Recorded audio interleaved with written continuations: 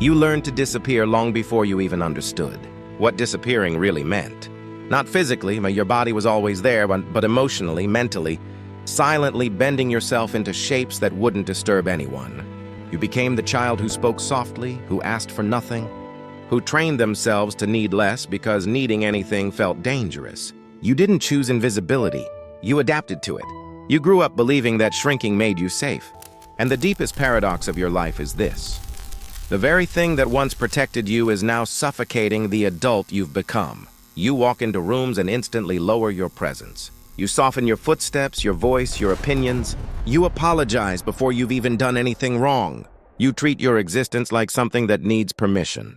People misinterpret this as calmness, as if you're effortlessly composed. But they have no idea that your quiet is a survival strategy, not a personality trait. You learned early that invisibility avoided conflict, that silence prevented disappointment, that not being seen meant not being hurt. And because nobody explained your emotions back to you, you slowly formed the belief that maybe your feelings were excessive. Maybe your needs were too heavy. Maybe your presence didn't matter at all. So you retreated deeper into yourself, building a world inside your mind, because the world outside wasn't built for you. Psychologists call this avoidant attachment. That moment when a child repeatedly reaches out for emotional connection and receives indifference or inconsistent warmth, the brain adapts. The nervous system learns to mute its needs. You stop expecting comfort. You stop assuming anyone will come when you call. Even as a child, you concluded it was easier to handle everything alone. Then came the next layer, learned helplessness. Not the dramatic kind people talk about, but the quiet version. The version where every attempt at expressing discomfort, sadness, or hurt either got ignored or punished. So your body did the efficient thing, it stopped trying. It decided your emotions were inconveniences. It concluded that wanting anything was risky.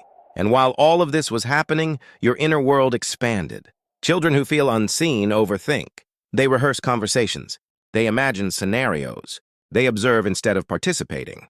They spend so much time inside their minds that the default mode network, the part of the brain responsible for internal dialogue, becomes overactive. That's why even as an adult, you can't stop analyzing yourself. That's why your thoughts loop. That's why a simple text message can send you spiraling into 1,000 interpretations. You became hyper-attuned to the emotional weather of every room because you never learned how to trust your own internal climate. This childhood comes with a price so heavy that most people underestimate it. There is a special kind of grief reserved for the child who was never mirrored, a grief for the version of themselves that never got to exist. It's the grief of being present but not truly received. It's the grief of learning to sacrifice authenticity simply to survive. You pay for that sacrifice every day. You fear vulnerability because vulnerability once went unanswered. You fear expressing needs because needs once led to shame.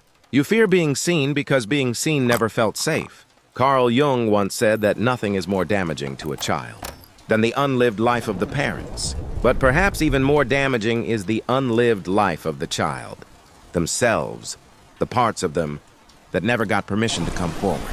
So you grow into an adult who moves carefully through the world, like someone trying not to wake a sleeping giant.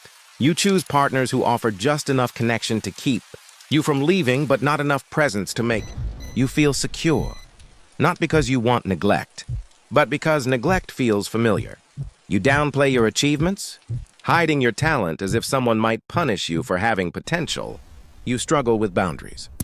Not because you're weak, but because you were trained to believe you don't have the right to inconvenience anyone. You handle everything alone. You carry emotional weight in silence. You disappear when you're hurting, folding into yourself instead of asking for help. You become the person who knows how to survive any crisis but has no idea how to let anyone stand beside them. And you think all of this is just how you are.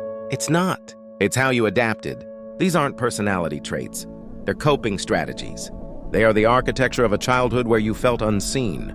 The real turning point, the true beginning of healing, starts when you stop gaslighting yourself. When you acknowledge that your childhood shaped you, even if it wasn't chaotic, even if it wasn't violent, even if it wasn't dramatic enough to be labeled trauma, emotional neglect is subtle. It doesn't leave bruises on the skin. It leaves bruises on identity. Healing invisibility requires doing the exact opposite of what you were trained to do. letting yourself be witnessed.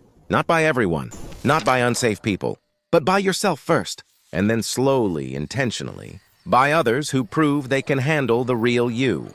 You start by reconnecting with the child who had to silence their needs. You speak to them with the presence you never received.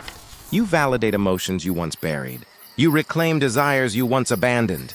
This is inner child reparenting, not coddling, not indulging, but finally giving language to feelings that were once ignored.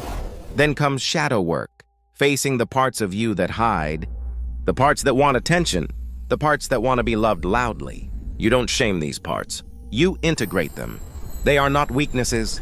They are wounds waiting to be acknowledged. And slowly you practice taking up space, not dramatically, not all at once, but in small, deliberate doses. You express one need without apologizing. You set one boundary without explaining it. You allow one person to see one vulnerable detail. Visibility is a muscle. It grows through intentional repetition. And eventually, after enough moments of self-witnessing, a shift happens. You stop trying to earn your place. You stop apologizing for existing. You stop waiting for permission to take up space. You realize you were never meant to be invisible in the first place. You were just raised in an environment that couldn't see clearly.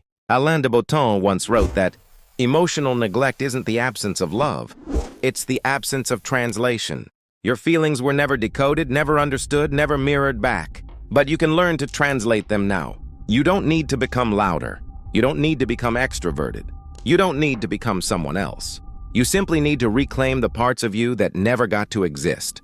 Because the truth is simple and undeniable.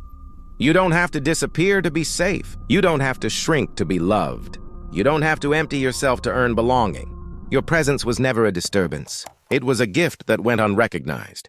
And now, finally, you get to recognize it yourself. If this story felt like it was written for you, share it. Someone else grew up invisible too. Someone else is waiting to hear the words you just heard. And when you're ready for more, come back. This is the place where invisible children finally learn how to be seen.